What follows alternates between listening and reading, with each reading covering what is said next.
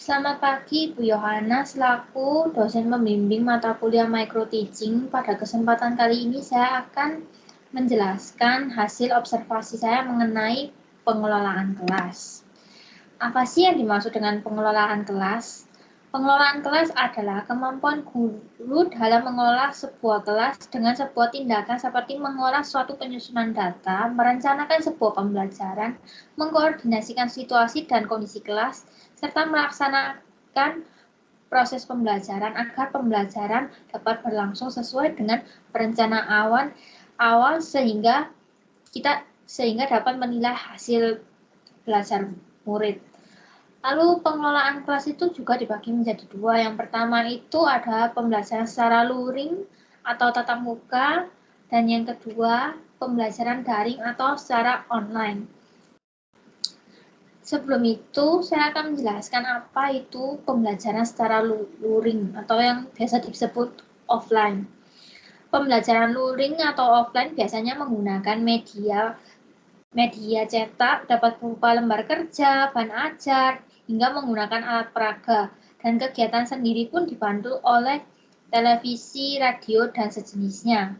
Luring ini bisa diartikan pembelajaran sama sekali tidak menggunakan jaringan internet, yaitu dengan adanya guru mengajar di kelas atau dengan adanya pertemuan tatap muka. Sedangkan yang kedua, daring. Apa itu pembelajaran daring? Belajar daring adalah kegiatan belajar yang dilakukan menggunakan koneksi internet. Dengan belajar daring ini diharapkan siswa dapat mendapatkan ilmu yang sama dengan pembelajaran tatap muka, namun lebih rileks, dan kegiatan belajar mengajar pun dilaksanakan di rumah masing-masing. Biasanya pembelajaran luring itu ada pembelajaran secara tatap muka. Yang media yang sering digunakan adalah buku LKS dan buku ajar, buku latihan, dan sejenisnya. Lalu kalau pembelajaran daring sendiri itu biasa menggunakan Microsoft Teams, Zoom, atau Google Meet, dan lain sebagainya. Sedangkan materi yang diberikan oleh guru biasanya dapat berupa PowerPoint, PDF, dan sejenisnya. Dan pembelajaran baik luring maupun daring memiliki kekurangan dan kelebihannya masing-masing. Kelebihan dari pembelajaran luring dengan pembelajaran luring kita dapat mendapatkan ilmu yang lebih maksimal dan adanya interaksi antara guru dan murid secara langsung. Sedangkan pembelajaran daring, interaksi guru dan murid sangatlah minim. Biasanya pun untuk berinteraksi dengan guru hanya dapat melalui WA dan alat komunikasi lainnya. Tidak seperti pembelajaran luring di mana apabila ada pertanyaan kita dapat langsung bertanya saat di kelas. Sedangkan kalau misalnya pembelajaran daring sendiri hanya beberapa saja yang mungkin memiliki inisiatif untuk bertanya, yaitu kelebihan luring dan kekurangan daring. Sedangkan kekurangan dari pembelajaran luring ini mungkin lebih memakan banyak waktu ya. Sedangkan pembelajaran daring ini sangat fleksibel dan bisa dilakukan dimanapun kita berada. Sedangkan luring, ya kalau misalnya kita belajar di kelas, jadi kita juga belajarnya di kelas. Lalu dalam pengelolaan kelas tentu saja kita perlu adanya variasi. Variasi diperlukan dalam pembelajaran untuk membuat siswa konsentrasi dan termotivasi dalam pembelajaran. Selain adanya variasi, metode pembelajaran juga bukan metode tapi media pembelajaran ya. Media pembelajaran yang digunakan juga harus dapat diharapkan dapat menunjang pelaksanaan proses belajar mengajar dalam berupa bentuk buku latihan, buku soal, internet, dan media pembelajaran lainnya. Untuk pembelajaran luring biasanya kan menggunakan buku LKS, dan biasanya kayak waktu SMA itu kayak banyak guru ngasih buku cetak gitu kan. Sedangkan pembelajaran daring ini lebih terbatas medianya. Mungkin lebih kayak ngasih PDF dalam bentuk online, bukan dalam wujud buku cetak, atau menggunakan internet sebagai sumber informasi.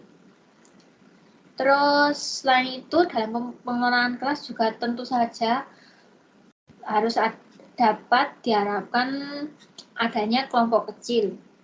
Mengajar kelompok kecil sendiri merupakan salah satu cara yang dapat dilakukan guru untuk memfasilitasi siswa, karena terkadang siswa tertentu juga memiliki keterbatasan.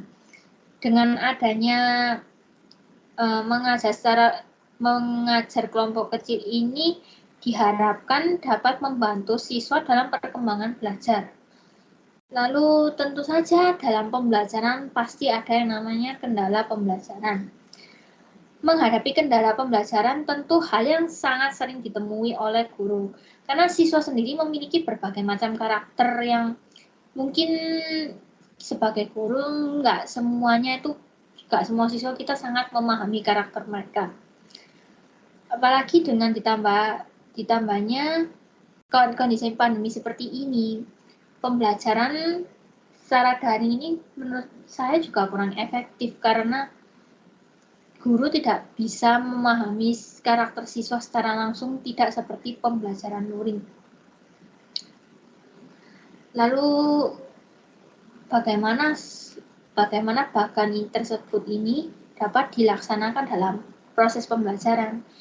Dalam sebuah proses pengelolaan kelas tentu saja harus ada variasi dalam pembelajaran agar siswa tertarik untuk belajar. Contohnya, kalau guru hanya memberi pembelajaran menggunakan buku saja mungkin akan terasa membosankan. Maka karena sekarang juga perkembangan internet maju, mungkin dapat menggunakan film atau video yang dapat menunjang pembelajaran.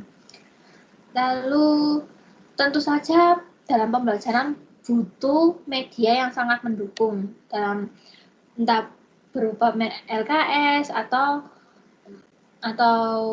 dalam bentuk dalam bentuk PowerPoint, PDF yang dapat menunjang siswa dan memudahkan siswa untuk mencari informasi baru. Terus pembelajaran sekarang mengajar dengan kelompok kecil ini diharapkan semua siswa ini dapat terfasilitasi, karena dalam pembelajaran skala besar pun tidak semua siswa itu dapat terfasilitasi. Maka perlu diharapkan dengan adanya kelompok kecil ini, semua siswa dapat terfasilitasi dan juga diharapkan juga dapat mengembangkan minat belajar siswa. Lalu kendala dalam pembelajaran tentu saja sebagai guru kita harus dapat mengatasi kendala dalam pembelajaran dengan cara mungkin kita bisa mendekatkan diri dengan murid, atau dengan kita memberikan motivasi agar mungkin ada murid yang kurang minat dalam belajar, adapun murid yang sangat suka belajar. Diharapkan guru dapat mengatasi dan lebih memahami siswa-siswa. Terus dikarenakan oleh pandemi COVID-19 ini, pembelajaran juga sangatlah tidak semudah ketika tatap muka. Mungkin ada sedikit kendala yang mungkin lebih sulit dibandingkan pembelajaran tatap muka. Walaupun pembelajaran secara daring ini tidak seefektif pembelajaran luring, diharapkan guru juga dapat memiliki cara untuk membuat pembelajaran menarik walaupun hanya secara daring.